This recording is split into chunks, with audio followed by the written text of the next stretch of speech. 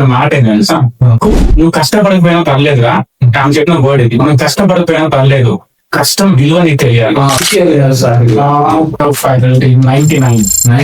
99 లో నేను first chapter చదువుతున్నా. జనరల్ గా వరల్డ్ లో ఒక సేయింగ్ ఉంటుంది. ఏంటి అంటే, నువ్వు ఏదైనా ఒక్కసారి ఫస్ట్ ఏదైనా ఒక గుడ్ థింగ్ గ్రేట్ థింగ్ సాధించావనుకో, జనరల్ గా తెలుసా అది లక్ వచ్చింది మనకి, అది లక్ వచ్చింది. సో దాన్ని నేను ఓవర్కమ్ అయినా ఉంటున్నా. So I want my second. So ఇది లక్ కాదు, దీన్ని హార్డ్ వర్క్ ఎక్స్ప్లోర్ చేద్దాం అనుకున్నా. So this is my greatest achievement. Now my resume is 77th page run అవుతుంది. 77. So my aim is hi fi లోపల జీవితం మొదటి పేజ్ మీ పర్సనల్ లైఫ్ లో కానీ ఈ ఫీల్డ్స్ లో కానీ ప్రతి ఒక్క ఫీల్డ్ నేను ట్రై చేయాలి, ప్రతి ఒక్క ఫీల్డ్ లో నేను ఎవరెస్ట్ కావాలి అని చెప్తారు. ఇలా చేయాలన్నా ఎప్పుడైనా స్టెప్ అయ్యారా? నేను చేయాలన్నా లేదా? ఫస్ట్ ఆ ప్రౌడ్ ఫెయిల్ కానీ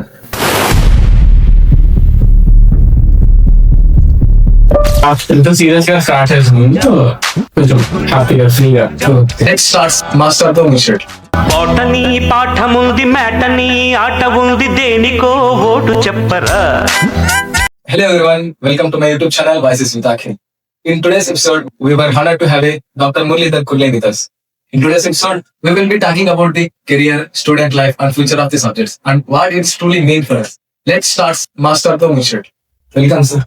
Hi. Okay.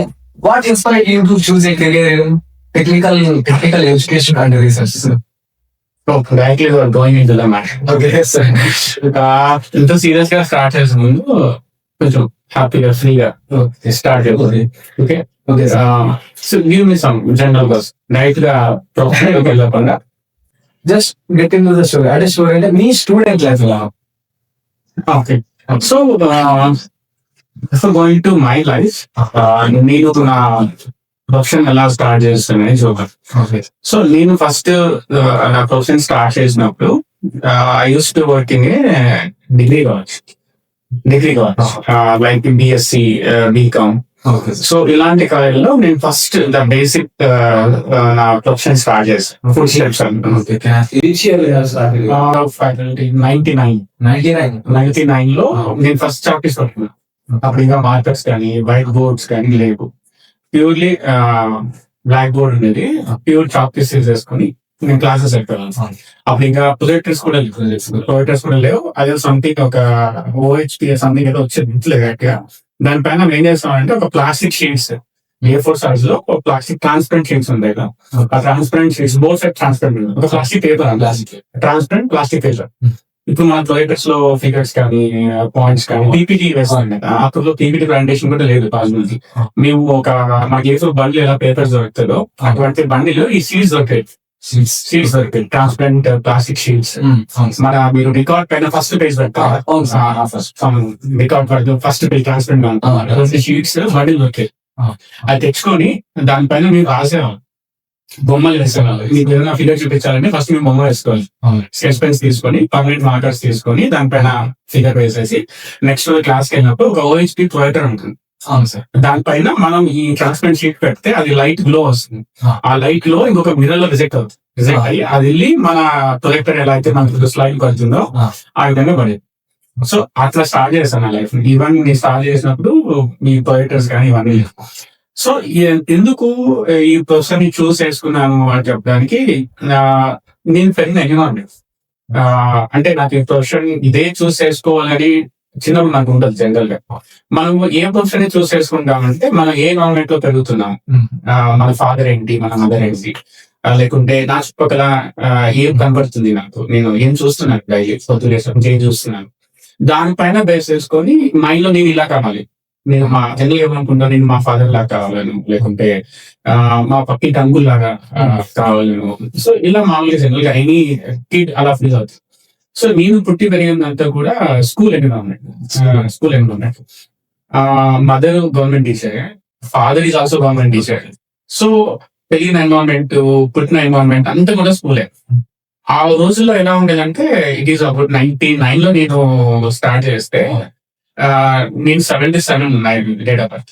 77 లో నేను పుట్టినప్పుడు అమ్మ ఒక పల్లెటూరు స్కూల్లో పనిచేస్తారు. పల్లెటూరు ప్యూర్ పక్కా పల్లెటూరు, ప్యూర్ పల్లెటూరు ఉంటాను. ఈవెన్ మా అప్పుడు ఎలా ఉంటుంది అంటే సపరేట్ బిల్డింగ్స్ కూడా లేవు. అంటే స్కూల్ అంటే ఇది ఒక బిల్డింగ్, టీచర్ కి ఒక ఇల్లు ఇలా ఉండేది కాదు. ఒక పెద్ద రూమ్ ఉండేది, ఒక పెద్ద రూమ్ ఉండేది. దాంట్లో ఒక ఆ రూమ్ ని హాఫ్ గా డివైడ్ చేసేసుకొని ఒక సైడ్ ఫ్యామిలీ రన్ అవుతున్నది, మదర్ అండ్ ఫాదర్.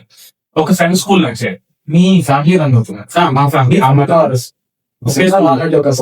ఒక హాల్లో ఒకవైపు ఒక క్లాసెస్, ఇంకోవైపు ఫ్యామిలీ. ఇంకోవైపు ఫ్యామిలీ. ఒక చిన్న పరదాలాగా అడ్డం వేసేసి ఇక్కడ అంతా వంట చేసుకోవడము, చిన్న ఒక మంచం, కందులక మంచం ఉండేది. కందులక మంచం పెట్టుకొని అలా నైట్ అవుతే that becomes a house, morning అయితే ఇట్ బికమ్స్ ఏ స్కూల్ అలా. సో అమ్మగారు ఏం చేసేవాళ్ళు, ఒక సైడ్ లో పరదా కట్టేసి అప్పుడు ఇంకా కట్టెలు కొలు స్ట్రక్చర్ ఉండేది సార్. పొయ్యి కూడా కట్టెలు పొయ్యి, గ్యాస్ కానీ కిరోసిన్ స్టవ్ కానీ లేదు. సో ఇలాంటి ఒక ఎన్విరాన్మెంట్ లో అంటే నేను పుట్టింది ఆల్మోస్ట్ స్కూల్లోనే, పుట్టింది కూడా స్కూల్లోనే. అదిగా కూడా ఇప్పుడు రీసెంట్ టెక్నికల్ ఎడ్యుకేషన్ లాగా ఇలా బయట సార్ డిఫరెంట్ రీజన్స్ ఉన్నాయి. బట్ నాకు బతికించింది ఒక స్కూల్.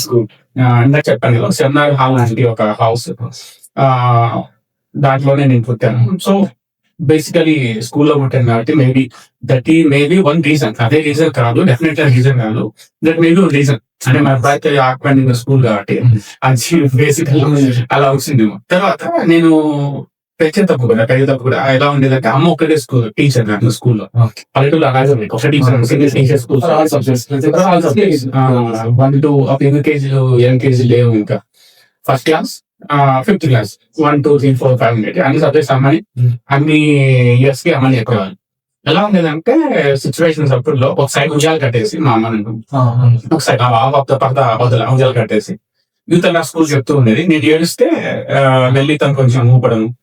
సో ఇలాంటి ఒక ఎన్విరాన్మెంట్ లో నేను నా లైఫ్ స్టార్ట్ అయ్యాను. సో కొంచెం పెద్దగా అవుతూనే ఉండేది స్కూల్లోకి టోటలీ. సో పిల్లలు రావడము, మార్నింగ్ చదువుకోవడము, సో అమ్మ వాళ్ళకి టీచ్ చేయడము. సో నాన్న వేరే ఊళ్ళో పనిచేసే వాళ్ళు.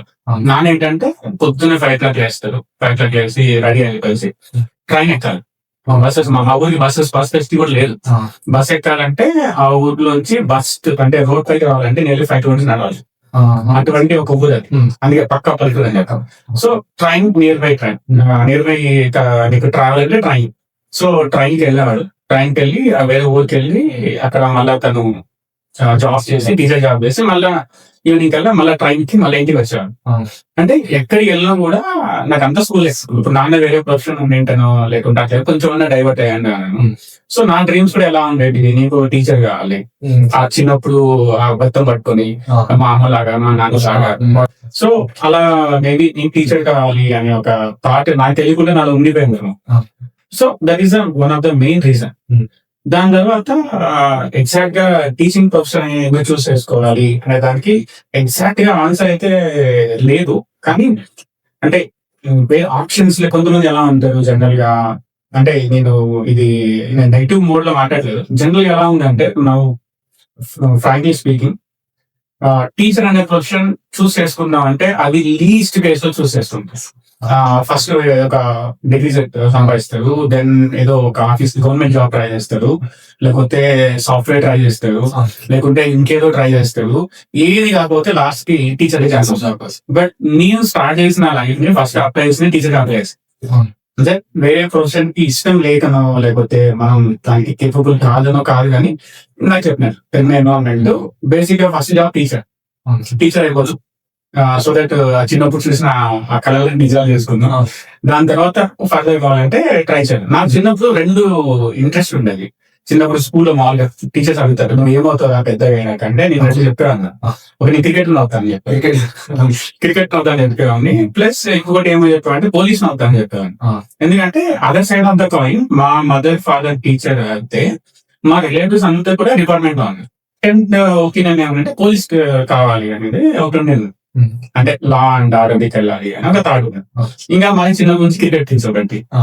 సో అయితే క్రికెట్ కావాలి ఇలా అనిపించింది. అంటే క్రికెట్ ఎందుకు కావాలని అనిపించింది అంటే 9th క్లాస్ లో 10th క్లాస్ లో మామూలుగా మా స్కూల్లో ఒక చిన్న కోచింగ్ పెట్టి క్రికెట్ కోచింగ్ ఇప్పించారు.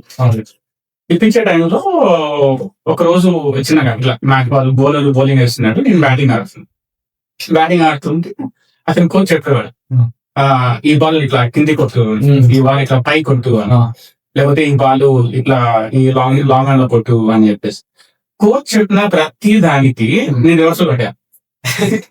సో కోచ్ అడిగారు, నేను చెప్పింది అది నువ్వు చేస్తుంది ఏంది అని చెప్తే నేను నాకు చెప్తా, అంటే అది తెలవంత కాదు, అది తెలియంత అనమాట. సో నాకు వచ్చే ప్రశ్న రానియండి, దీంట్లో నేను పర్ఫెక్ట్ అని చెప్పి, సో నేను ఏ బాల్ ని ఎలా అయితే కొట్టాలో అలా కొట్టియండి, దాని తర్వాత ఏ బాల్ ఎలా అయినా కొట్టగలను, ఆ ఎక్స్పీరియన్స్ నెక్స్ట్ లెవెల్ కి వస్తుంది అని ఇలా ఏదో సంథింగ్ ఇంత టెక్నిక్ అంటే ఇలా చెప్తా. ఓకే ఫైనాన్షియల్ కండిషన్, ఫైనాన్షియల్ అంటే మరి పూర్ కాదు అట్లా అని చెప్పేసి మిడిల్ క్లాస్ కూడా కాదు. సో ఓకే ఈ రోజు తినడానికి అయితే డెఫినెట్లీ ఉంటుంది. సో నువ్వు నమ్ముతున్నావు, నేను వాళ్ళకి చెప్పుకుంటారా పెద్దలు గుడ్డి దీపంలో కిరోసిన్తో చదువుకున్నారు, నేను చదువుకున్నా సీరియస్లీ. మా ఇంట్లో ఒక దీపం ఉండే, ఒక దీపం మామూలుగా లాంతర్ అంట, లాంతర్ అంటే కొంచెం సైజ్ లో ఆ లాంతర్ మధ్యలో చిన్న ఐరన్ కొంకి వేసి పెట్టేవాళ్ళు, అది మా ఇంట్లో పెద్ద బల్బ్. అది తర్వాత ఆ లైట్ ని చదువుకోవడానికి అంత విజిబిలిటీ ఉండదని చెప్పేసి ఇంకొక చిన్న దీపం వెలిగించాను, కిరోసిన్ దీపం వెలిగించేసి ఇలా ఒక టేబుల్ ఉంటే ఆ టేబుల్ ముందు పెట్టేవాళ్ళు. అది కేవలం కొంత ఏరియా మాత్రమే వెలిగి వస్తుండే. ఆ ఏరియాలో కూర్చొని ఇప్పుడు నువ్వు నీ ప్లేస్ లో అమ్మ ఉండేది, నా ప్లేస్ లో నేను కూర్చున్నాను, అట్లా చదివించేది. సో ఇలాంటి లైఫ్ కూడా చూసాను. మా అంటే అలాంటి వెలుగు కొంచెం లైట్ గా మస్తగా కనబడుతూ ఉంటుంది అంతే. సో అటువంటి అన్ని కూడా అంటే జనరల్ గా ప్రాక్టికల్ గా అవన్నీ మనం సినిమాలను ఉంచుకున్నాం. బట్ అది నా అదృష్టం దురదృష్టం కానీ ఇటువంటి లైఫ్ కూడా నేను ఎక్స్పీరియన్స్ చేశాను. సో దాంట్లో ఏంటంటే now days what ever the flexibility enjoy, అంటే మనం ఒక ఎల్ఈడి బల్బ్స్ కింద కూర్చుంటున్నాం. సో ఇటువంటి ఫ్లెక్సిబిలిటీస్ ఈ రోజు మనం ఆ హ్యాపీనెస్ మనం ఫీల్ అవుతున్నాం. బట్ స్టూడెంట్స్ కి ఆ వాల్యూ తెలియట్లేదు. అదే సార్ అంటే ఈ సిచ్యువేషన్ వచ్చింది అన్నారు. అంటే మీ సిచ్యువేషన్ లో, మీ జనరేషన్ లో అసలు లైట్ కూడా లేని ఒక ల్యాంథ్రిన్ పెట్టుకుని మీరు చదువుకోవచ్చు. You don't have any facilities. అక్కడ ఫెసిలిటీస్ అనేది మినిమం ఫెసిలిటీస్ కూడా జస్ట్ ఒక 1% ఫెసిలిటీ కూడా దానికన్నా తక్కువగా ఉంది. కానీ ఈ జనరేషన్ లో ప్రతి ఒక్క స్టూడెంట్ ఇంట్లో కూడా ఎల్ఈడి బల్బ్స్ ఉంటాయి, ఎలక్ట్రిసిటీ ఉంటుంది. ఒకవేళ కరెంట్ పోయినా కూడా క్వాలిటీలో జనరేటర్ ఉంటుంది, ఇన్వర్టర్ ఉంటుంది. మీరు చూస్తున్నారు టెక్నాలజీ షాప్ బాగా పెరిగింది, మొబైల్స్ వచ్చేసాయి, ప్రతి ఒక్క చేతిలో మొబైల్స్ వచ్చేసాయి. ఎవరు చూసినా కానీ చిన్న even 8th class 5th class అబ్బాయి కూడా మొబైల్ ఉంటాయి. కానీ they are not using technology. Sir ఇక్కడ ఎడ్యుకేషన్ పరంగా, ఎడ్యుకేషన్ లైన్ లో వస్తే they are not using technology.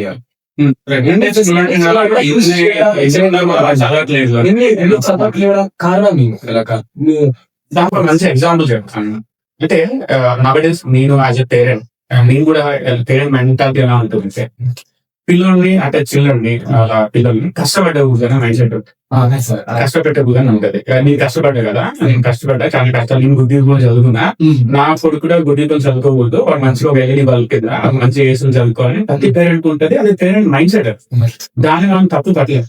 But నేను ఇక్కడ ఒక సిన్సియర్ సజెషన్ ఇద్దాం అనుకున్నా in the form of an example. అది happen between me and my mother.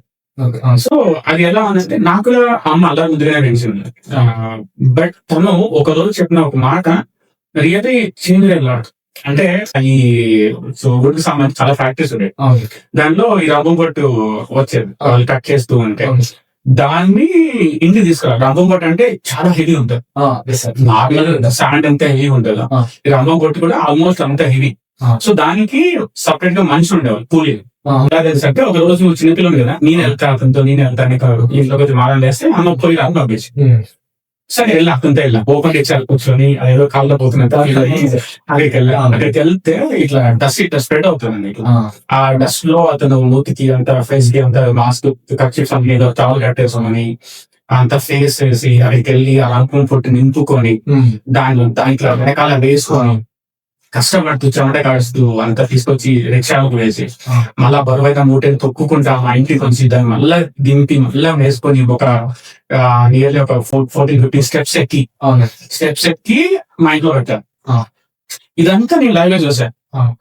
చూసిన తర్వాత అతనికి ఎంతో అమౌంట్, ఫర్ ఎగ్జాంపుల్ 10 రూపీస్ మూటే 10 రూపీస్ అనుకో, అమ్మ 10 రూపీస్ ఇవ్వడానికి వెళ్తుంది. ఆ టైంలో నాకు ఎందుకు అనిపిస్తుందో ఏమో నాకు తెలియదు కానీ కష్టం చూసాను నేను.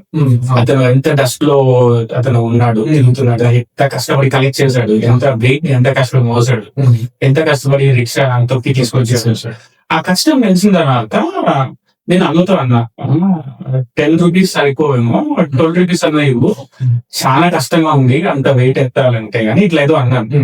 అన్నాక అమ్మ చెప్పిన మాట ఏం తెలుసా, నువ్వు కష్టపడకపోయినా పర్లేదురా. ఆమె చెప్పిన వర్డ్ ఇది, నువ్వు కష్టపడకపోయినా పర్లేదు, కష్టం విలువ నీకు తెలియాలి. ఈ 2 వర్డ్స్ ఆమె చెప్తున్నావు. ఈ 2 వర్డ్స్ ఇప్పటికీ గుర్తున్నాయి. నువ్వు కష్టపడద్దు, కష్టపడకుండా చూసుకునే సిచ్యువేషన్ నేనున్నా, బట్ నీకు ఆ కష్టం విలువ తెలియాలి. ఏది ఎంత వ్యాలిడ్, ఏ అవుట్పుట్ అవ్వాలంటే నువ్వు బ్యాక్గ్రౌండ్ ఎంత కష్టపడాలి అది తెలిసి చాలు. ఈ రోజు ఐఎమ్ హ్యాపీగా నువ్వు ఇతను చేసే పని నీ కష్టం అని గుర్తించినావు కదా, దానికి నేను చాలా హ్యాపీ.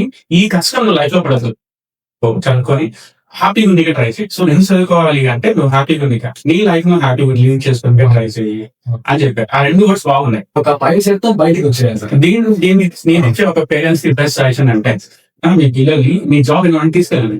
అంటే పిల్లలు తెలియదు, వాడు మా డాడీ నాకు బుల్లెట్ కొనిస్తావా లేదా, అంతే సార్, నాకు యాపిల్ ఐఫోన్ కొనిస్తావా లేదా. బట్ యాపిల్ ఐఫోన్ కావాల్సిన మనీ మా డాడీ ఎంత చెమట వస్తుంది అనేది మనకి ఎప్పుడు తెలియదు. తెలియకుండా పేరెంట్స్ పెంచుతున్నారు, అది తప్పు. లిటరలీ నేను ఏం అబ్జర్వ్ చేశానంటే, ఒక ఐఫోన్ అంటే నార్మల్ గా మిడిల్ క్లాస్ ఫ్యామిలీలో ఒక పేరెంట్ మినిమం ఒక 1 year salary, 1 year salary iPhone అంటే. అదే కదా. ఇప్పుడు ఉన్న జనరేషన్ లో ఉన్న స్టూడెంట్స్ ఎలా అడుగుతారంటే, జస్ట్ ఒక పీస్ ఆఫ్ పేపర్ లాగా అడిగేస్తారు ఐఫోన్. ఇప్పుడు కరెన్సీ కూడా అదే, జస్ట్ మామూలు పీస్ ఆఫ్ పేపర్ లాగా ఆలోచిస్తున్నారు. They don't know the value of money. అందుకని పెద్దది ఎక్స్పెండ్ చేయదు అక్కర్లేదు. వాళ్ళు చేసే కష్టాన్ని వాళ్ళ పిల్లలకి చూపించండి. ఇదైతే నా best suggestion I want to give to the parents. ఒక స్టూడెంట్ ఫ్యాకల్టీ రిలేషన్ ఎలా ఉండాలి సార్? సో యాజ్ స్టూడెంట్ ఎప్పుడైనా జనరల్గా ఫ్యాకల్టీ ఎలా ఉంటారంటే, జనరల్గా student point of view faculty ఎలా ఉంటారంటే, స్టూడెంట్ ఏమనుకుంటాడు, ఏముంది ఆ క్లాస్ చెప్పేస్తాడు, ఏదో కొంచెం నేర్చుకొని వచ్చేస్తాడు, లేకపోతే రాసుకొని వచ్చేస్తాడు, లేకుంటే ల్యాప్టాప్ పెట్టి చూసి చెప్పేస్తాడు. ఏం పని ఉంటుంది, అంతకన్నా ఏం పని ఉంటుంది. బట్ ఫ్యాకల్టీకి నవ్ డేస్ ఎడ్యుకేషన్ ఎన్విరాన్మెంట్ ఎలా చేంజ్ అయిపోయిందంటే, we are working more than a software employee. ఆ టైప్ ఆఫ్ ఎన్విరాన్మెంట్ సాఫ్ట్వేర్ వాళ్ళకి ఎంత స్ట్రెస్ కానీ డెడ్ లైన్స్ కానీ ఉంటాయో, అంతకన్నా ఆల్మోస్ట్ ఈక్వల్ లేదా అంతకన్నా ఎక్కువ ఫ్యాకల్టీ వర్క్స్ ఉన్నాయి ఇప్పుడు, because of the change the education field. అది ఎక్స్పెక్ట్ చేయాలి. సో మీరు వెళ్ళినప్పుడు ఒక ఫ్యాకల్టీ చిరాగ్గానే మళ్ళీ రాకపోవడము, లేకుంటే కొంచెం చిన్న విసుక్కున్నట్లు చిన్న ఫేస్ పెట్టడము, లేకుంటే అది నేను డెఫినెట్ గా ఆ ఫ్యాకల్టీ తప్పు అని అనను. So maybe and the student point of view లో మీరు అలా ఫీల్ అంటచ్చు, కానీ just come and see in the faculty point of view. ఒకసారి ఫ్యాకల్టీ పాయింట్ ఆఫ్ వ్యూ లో చూడండి, అతను ఎంత స్ట్రెస్ లో ఉంటేనో, లేకుంటే ఎంత సమ్ అదర్ ప్రెజర్ లో ఉంటేనో, మేబీ మళ్ళీ కలుద్దాము, మళ్ళీ రాకపోవడం కూడా అంటారు. సో ఫ్యాకల్టీకి యాజ్ ఏ ఫ్యాకల్టీ నేను డెఫినెట్ గా ఫ్యాకల్టీ గురించి ఒక మాట చెప్తాను. ఏ ఫ్యాకల్టీ కూడా స్టూడెంట్ ని ఎప్పుడు కూడా కించపరచుకోవాలని అయితే అనుకోదు. So to support the student always మేము వెల్ విషింగ్ కోరుకుంటాం చూడండి. But we are also human beings, right? So మాకు కొన్ని ఎమోషన్స్ ఉంటాయి, సర్కమ్స్టాన్సెస్ ఉంటాయి, కొన్ని ప్రెజర్స్ లోనో టెన్షన్స్ లోనో మేబీ ఒకసారి 2 సార్లు కపుల్ ఆఫ్ టైమ్స్ మేబీ చిరాకు పడినొచ్చు. అది ఆల్సో యాక్సెప్టబుల్. నువ్వు చెప్పినట్లు సమ్ ఎక్స్పెక్టేషన్స్ వస్తాయి, ఒక ప్రాబ్లమ్ తోనో లేకుంటే ఏదో ఒక క్వశ్చన్ మార్క్ తోనో మళ్ళీ వచ్చారు. ఇంకా నేను ఫీల్ అవ్వేంటంటే, అదే కూడా వస్తున్నాయంటే నేను పెద్ద తోపని కాదు, నేను సొల్యూషన్ ఇవ్వగలని నమ్మకంతో వస్తున్నాడు. ఆ నమ్మకాన్ని నేను ఎంత కొంత నిలబెట్టుకుని ట్రై చేస్తాను. నెంబర్ 1. అండ్ వచ్చిన ప్రతి స్టూడెంట్ కూడా నేను ఎవరిని కూడా కీప్ వెయిటింగ్ చేయను. ఫస్ట్ వచ్చేసి లోపల రండి అని పిలుస్తాను ఫస్ట్. ఎందుకంటే ఫస్ట్ మనకి ఒక షెడ్యూలింగ్ క్రైటీరియా ఉంది కంప్యూటర్ సైన్స్ లో. ఒక షెడ్యూలింగ్ క్రైటీరియా ఏం చెప్తారంటే, CPU number of jobs queue లో ఉన్నప్పుడు అన్ని ఒక్కొక్క జాబ్ ని కంప్లీట్ గా రన్ చేస్తూ వెళ్ళామనుకో, అప్పుడు ఏమవుతుందంటే కొన్ని జాబ్స్ అట్లే పెయింటింగ్ దాన్ని first come first serve schedule కలగడం. ఫస్ట్ ఎవరు వస్తే వన్ స్టోరీ అంతా వన్ సొల్యూషన్ ఇచ్చిన తర్వాత నెక్స్ట్ నువ్వు రానిపిస్తున్నారు. సో అప్పుడు ఏమవుతుంది, సర్టింగ్ ద జాబ్ స్లో అయిపోతుంది. దానికోసం నెక్స్ట్ వాళ్ళు కనిపెట్టారు షార్టెస్ట్ జాబ్ ఫస్ట్ షెడ్యూలింగ్. చిన్న పని ముందు చేశాడు, చిన్న ప్రాబ్లమ్స్ ముందు రండి అన్నారు అనుకో, పెద్ద ప్రాబ్లమ్స్ ఉన్న వాళ్ళు ఎక్కువసేపు మాట్లాడాలి, డిస్కస్ చేయాలి, బ్యాంక్ అయిపోతారు. దాన్ని కూడా ఓవర్కమ్ రౌండ్ రాబిన్ షెడ్యూలింగ్ వచ్చింది. రౌండ్ రాబిన్ అంటే తప్పని ఫస్ట్ తెలిసేసి నీకేం కావాలి అంటే ఫస్ట్ కనీసం ఇనిషియేట్ చేయాలి. అంటే ఫస్ట్ ఒక మాట మాట్లాడరా, నాకు చెప్పి ఈ ప్రాబ్లమ్ ఒక 5 minutes మాట్లాడుతున్నా, వెయిట్ చేస్తాం అంటే దానికి టైం కావాలి. ఇంకొక ప్రాబ్లం వస్తుంది, ఇమీడియట్ గా సాల్వ్ చేయగలుగుతాం ఫస్ట్. ఇంకొక ప్రాబ్లం ఉంటది. దానికి ఇంకొకరితో మనం మాట్లాడాల్సిన అవసరం లేదు. ఎవరు ఫోన్ చేస్తే వాళ్ళు మాట్లాడేసుకుంటారు, పని అయిపోతుంది. అంటే ఇలా మనం షెడ్యూల్ చేసుకోవాలి. అందరినీ మనం ఇనిషియేట్ చేయాలి ఫస్ట్. అన్ని టాస్క్స్ ఇనిషియేట్ చేయాలి. దెన్ యూ కెన్ షెడ్యూల్ ఏది పడుతుంది, ఏది షార్ట్ టైం చేయగలుగుతాం అని. సో అందరూ నేను తెలుస్తారు. ఇది నా way of dealing with the students, నా వే ఆఫ్ ప్రాబ్లమ్ సాల్వింగ్ అనుకో. నాకు అందరూ చేయాలని రైట్ అని కానీ నేను చెప్తాను. This is my own style of working with the students. ఏమైతుందంటే కొన్ని సార్లు ఫ్యాకల్టీ ఒక మామూలుగా మాట్లాడిండొచ్చు, లేకపోతే వాళ్ళు ఏవో బ్యాడ్ వర్డ్స్ యూజ్ చేయాలి. కానీ ఫ్యాకల్టీ నేను ఇక్కడ అబ్జర్వ్ చేసింది ఏమంటే స్టూడెంట్స్ ఒక్కొక్కసారి ది హార్ష్ మెంటాలిటీని బట్టిను, అతను పెరిగిన ఎన్వైరన్మెంట్ బట్టిను స్టూడెంట్ ఒక ఫ్యాకల్టీని టీచ్ చేస్తారు సార్. దీన్ని ఒక ఫ్యాకల్టీ ఎలా అనుగ్రహించాలి, దాన్ని ఎలా ఇతను ఆ వర్డ్ ని ఎలా తీసుకొని ఎలా మాడిఫై చేసి తప్పు నా వైపు ఉందా, లేకపోతే తప్పు స్టూడెంట్ వైపు ఉందా, ఆ స్టూడెంట్ ని మార్చాలా, లేకపోతే నేను వే ఆఫ్ టీచింగ్ ని మార్చుకోవాలా అని ఎలా ఆలోచిస్తారు సార్? దీనికి ఇది కూడా pure by personal point of view. అందరు ఇలా చేయాలన్నా లేకపోతే చేయాలని కాదు, దీని నుంచి గుడ్ ఉంటే తీసుకోవచ్చు. సో ఫస్ట్ ఒక స్టూడెంట్ మనల్ని ఒక వర్డ్ అనాలి అంటే దానికి మన బిహేవియర్ డిపెండ్ అయి ఉంటుంది. ఒక స్టూడెంట్ ఒక బ్యాడ్ వర్డ్ వాడాలన్నా, ఒక గుడ్ వర్డ్ వాడాలన్నా, నాకు బెన్స్ సమ్ అదర్ ఆపోజిట్ పర్సన్ గురించి ఫ్యాకల్టీ టీచర్ అవసరం లేదు. ఇద్దరు ఫ్రెండ్స్ ఉండొచ్చు. ఒక ఫ్రెండ్ ఇంకొక ఫ్రెండ్ గురించి ఒక ఒపీనియన్ బిల్డ్ చేసుకోవాలంటే అతని బిహేవియర్ పైన ఇతను ఒపీనియన్ బిల్డ్ చేసుకుంటాడు. సో నేను యాజ్ ఎ ఫ్యాకల్టీ మీరు కూడా అబ్జర్వ్ చేసి ఉండొచ్చు, I never call any student రై అది రై ఇట్లా నెవర్ అండ్ ఎవర్. అది ఏ సిచ్యువేషన్ లో నేను పిలుస్తానంటే దట్ ఈస్ వెరీ అంటే ఒక డిసిప్లిన్ అంత ఇబ్బంది పడి అవతల చాలా రూడ్ గా బిహేవ్ చేసి వాడిని నేను ఆ వర్డ్ తో గట్టిగా కోపంగా మాట్లాడితేనే వాడు తగ్గుతాడు అని సిచ్యువేషన్ వస్తే తప్ప 99.99% నేను రే అనే ఒక వర్డ్ యూజ్ చేయను. నేను మాక్సిమం 2 వర్డ్స్ యూజ్ చేస్తాను. బాబు అబ్బాయిలకైతే, అమ్మాయిలకైతే అమ్మ తల్లి ఇలా పిలుస్తాను. అది ఫస్ట్ మన సైడ్ నుంచి రావాలి. అంటే ఒక ఫ్యాకల్టీ నన్ను ఎంతగా చూస్తున్నాడు, స్టూడెంట్ ఏ విధంగా అతను ప్రొనౌన్స్ చేస్తున్నాడు అది చూస్తే మన సైడ్ నుంచి ఫస్ట్ పాజిటివ్ మోటో లేకుంటే పొలైట్నెస్ ఫ్యాకల్టీ నుంచి ఉంటే దెన్ స్టూడెంట్ కూడా అరే అసలు మనతో ఎందుకు అట్లా అంటావు అని ఒక ఫీల్ మైండ్ లోకి వస్తుంది. మనము ఫస్ట్ స్టూడెంట్ ని టఫ్ గా మాట్లాడి లేకుంటే ర్యాష్ గా మాట్లాడొచ్చు అవతల సిచ్యువేషన్స్ బట్టి పడతారు కదా అని చెప్పేసి ఇట్లా అట్లా ఊరికే అట్లా ఒక వర్డ్ ని అట్లా మనం వదిలేస్తే స్టూడెంట్ కూడా అంటే ఏంటి ఆ టైప్ లో వెళ్ళిపోతారు. అట్లా వెళ్ళిపోతారు. ఆ వర్డ్ ని మనమే స్కోప్ ఇస్తున్నాం ఫస్ట్, మనమే ఇస్తున్నాం స్కోప్. మనం అలాంటి వర్డ్స్ వాడి పిల్లలకు కూడా అలాంటి వర్డ్స్ వాడే అవకాశాన్ని లేకుంటే సిచ్యువేషన్ మనమే క్రియేట్ చేస్తాం.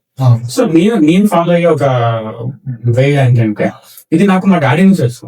మా డాడీ కూడా ఎప్పుడు కూడా ఎవ్వరు కూడా మా డాడీ అమ్ములు పిలిచారు, అమ్మాయిని అమ్ములు ఇట్లా అమ్మ అని పిలిచారు. ఆ ఏజ్ లో వాళ్ళ పల్లెటూరులో వర్డ్స్ అయిపోతుంది. నాకు అదే అలవాటు అయిపోయింది మైండ్ లో. సో అది మనం పిలిచారు. మనల్ని అవతల ఎలా తీసుకోవాలని మన పైన డిపెండ్ అయి ఉంటుంది.